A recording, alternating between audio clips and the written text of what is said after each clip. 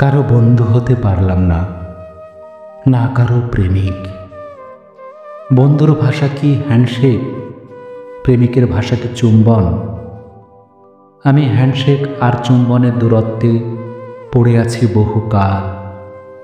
আমার শরীর আর বেড়ে ওঠে না, আমার মন আর বেড়ে ওঠে না।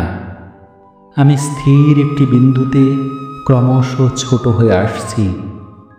পৃথিবী আর মানুষের সম্পর্ক যেরকম ছোট হয়ে আসে, আমি ঠিক সেরকম নই। আমি প্রেম এবং বন্ধুত্বের মাঝখানে ছোট্ট একটি বিন্দু, যার ব্যাসই আমার অস্তিত্ব। অথচ আমি ব্যাসহীন নিছক একটি বিন্দু, সাদা কাগজের ওপর দীর্ঘকাল পড়ে আছি একা।